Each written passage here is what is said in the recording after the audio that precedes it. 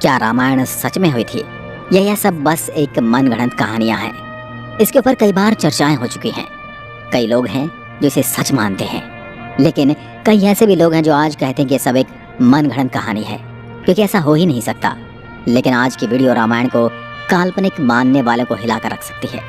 आज हम आपको वैज्ञानिक रिसर्च के कुछ ऐसे सबूत दिखाएंगे जिन्हें देखने के बाद आप ये मानने को मजबूर हो जाएंगे कि रामायण बस एक धार्मिक किताब और मनगढ़ंत कहानी नहीं है, बल्कि रामायण सच में हुई थी और श्री राम, रावण, हनुमान जी ये सब सच में मौजूद थे।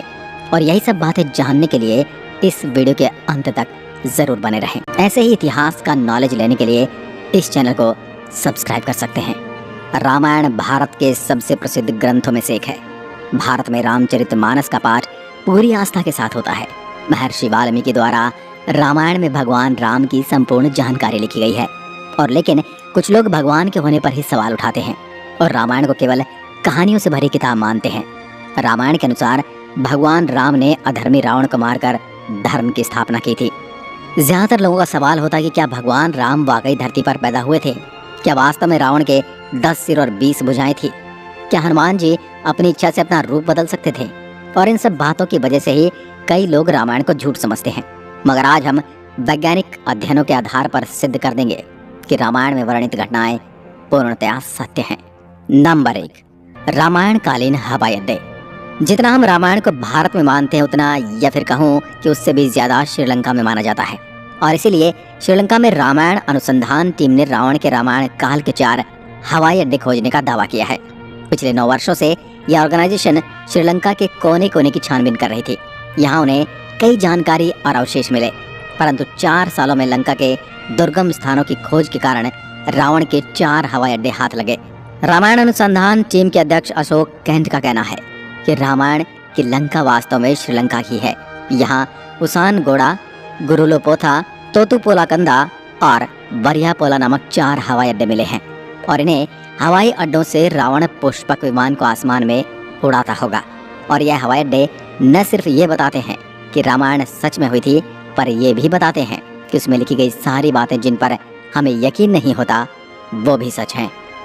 नंबर 2, रावण का महल। रामायण के अनुसार रावण सोने की लंका में रहा करता था, जिसे हनुमान जी ने जला दिया था। श्रीलंकन गवर्नमेंट को श्रीलंका में एक ऐसा महल मिला है और यह दावा है कि यह महल रामायण काल का है।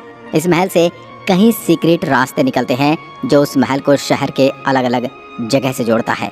लेकिन जब रिसर्च टीम ने इन पर रिसर्च की तो पता चला कि गुफाएं नेचुरल नहीं बल्कि किसी समय ने इंसानों द्वारा बनाया गया था। श्रीलंकन हिस्ट्री के अनुसार रावण शहर के अलग अलग हिस्सों में अचानक से ही प्रकट हो जाया करता था और पलक झपकते ही उन हिस्सों से गायब होकर अपने महल में पहुंच जाता था। इसलिए जानकारों का मानना है कि रावण इन्हीं गुप्त रास्तों का इस्तेमाल किया करता था।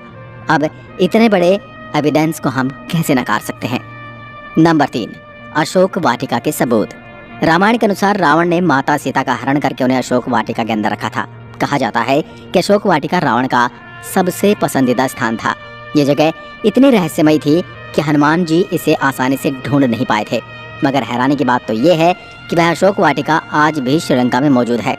ऐसा माना जाता है कि एलिया पर्वत की एक गुफा में माता सीता को रखा गया था, जिसे सीता एलिया नाम से जाना जाता है। यहाँ सीता माता का एक मंदिर भी है जिसे विरांग टोक कहते हैं और वही आंगना से 10 किलोमीटर की दूरी पर है। यहीं पर सीता जी का अपहरण कर पुष्पक विमान को उतारा गया था। मगर यहाँ पर जिस बात ने सबसे ज्यादा चौंकाया वो यहाँ मौजूद पेड़ हैं। रामायण ग्रंथ में इस बात का जिक्र मिलता है कि अशोक वाटिका में अशोक के वृक्ष बहुत ज्यादा थे, इसलिए इसका नाम अशोक वाटिका रखा गया था।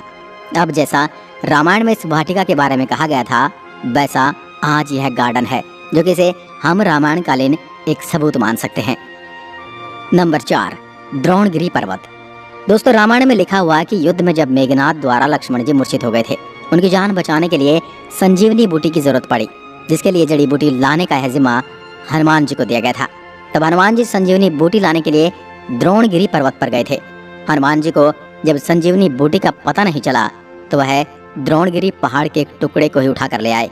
मान्यताओं के अनुसार ये वही पहाड़ है जो आज भी वहां पर मौजूद है। कुछ लोग इसके बारे में कहते हैं कि आज भी उस पर्वत पर वह निशान मौजूद है जहां से हनुमान जी ने उसे तोड़ा था।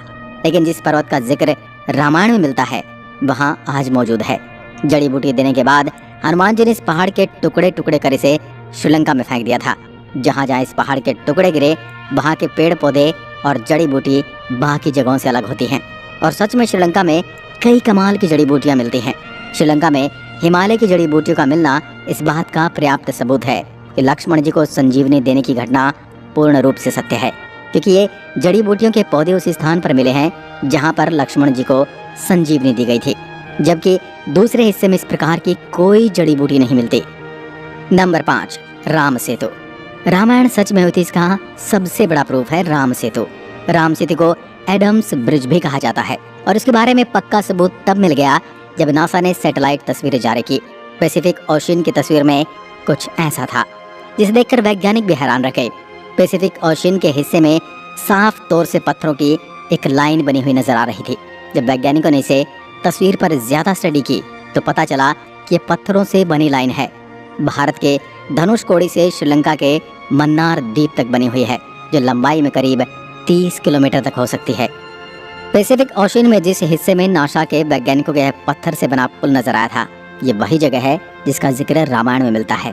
और अमेरिका के एक आर्कियोलॉजिकल रिसर्च टीम ने भी अपने रिसर्च में इस बात का दावा किया था कि तमिलनाडु और श्रीलंका के बीच मौजूद राम सेतु वो असल में एक मैन मेड ब्रिज है जो कई हजार साल पहले इंसानों ने बनाया था।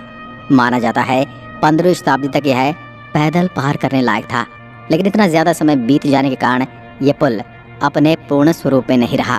वैज्ञानिक दृष्टिकोण से इस फैक्ट को हम रामायण के एविडेंस के रूप में देख सकते हैं। नंबर 6, सुग्रीव की गुफा। बाली के डर से सुग्रीव जिस गुफा में रुके थे वह गुफा आज भी मौजूद है। रामायण के अनुसार बाली ने दुंदुबी नामक राक्षस को मारकर उसका शरीर कुछ दूर फेंक दिया था। हवा में उड़ते हुए दुंदुबी के खून की कुछ बूंदें मातंग ऋषि के आश्रम के ऊपर गिर गई। ऋषि ने अपने तप के बल से जान लिया कि किसकी हरकत है। फिर क्रोधित ऋषि ने बाली को श्राप दिया था कि कभी भी ऋषि के पर्वत के क्षेत्र में आएगा तो उसकी मृत्यु हो जाएगी।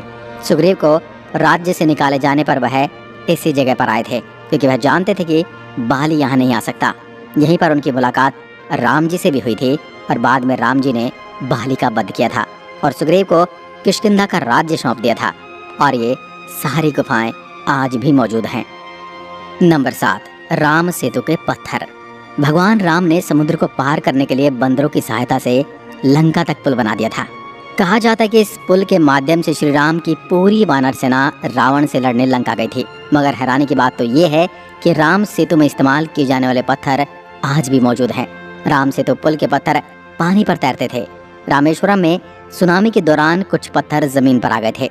शोधकर्ताओं ने जब उन्हें दोबारा पानी में फेंका तो वह तैर रहे थे, जबकि दूसरे पत्थर पानी में डूब जाते थे। शोधकर्ताओं के अनुसार इसके लिए एक विशेष प्रकार के पत्थर का इस्तेमाल किया गया था, जिसे विज्ञान की भाषा में प्यूमाइस स्टोन कहते हैं। यह पत्थर पानी में नहीं डूबता और तैरने वाला यह पत्थर ज्वालामुखी के लावा से आकार लेते हुए अपने आप बनता है। ज्वालामुखी से बाहर आता हुआ लावा जब वातावरण से मिलता है तो उसके साथ ठंडी या उससे कम तापमान की हवा मिल जाती है। यह गर्म और ठंडे का मिलाप ही इस पत्थर में कई तरह से छेद कर देता है, जिस कारण यह पत्थर पानी में नहीं डूबता। अब इन पत्थरों के पीछे का विज्ञान भी रामायण के समय उनको पता था और उन्होंने इस तकनीक का उपयोग राम सेतु को बनाने में किया था। यह रामायण का एक पुख्ता और मजबूत सबूत है। नंबर 8, जली हुई लंका के सबूत। रामायण ग्रंथ के अनुसार हनुमान जी ने लंका के सोने की नगरी को जला दिया था, मगर अभी कुछ एविडेंस मिले हैं जिन्हें लेकर कहा जा रहा है कि लंका के जलने के सबूत आज भी वहां पर मौजूद हैं। जिस जगह पर श्रीलंका को जलाया गया था वहां की मिट्टी आज भी काली है, जबकि उसके आसपास की मिट्टी का रंग वैसा ही है जैसा कि नॉर्मली मिट्टी का होना चाहिए। बस इतने से इलाके में ही काली मिट्टी मौजूद है, जो कि जली हुई लंका के सबूत को बताती है। इस बात को भी हम एक इत्तेफाक कहकर टाल नहीं सकते। अब जब आपको इतने सारे प्रूफ दिए जा रहे हैं, यहाँ तक इतने सारे प्रूफ कोई इत्तेफाक नहीं हो सकते, तो इसलिए यही साबित होता है कि रामायण सच में घटित हुई थी। आपका क्या विचार है हमें कमेंट में लिखकर जरूर बताएं। एक बार फिर मिलते हैं एक और ऐसी दिलचस्प वीडियो के साथ। तब तक के लिए नमस्कार। जय हिंद, जय भारत, जय श्री राम।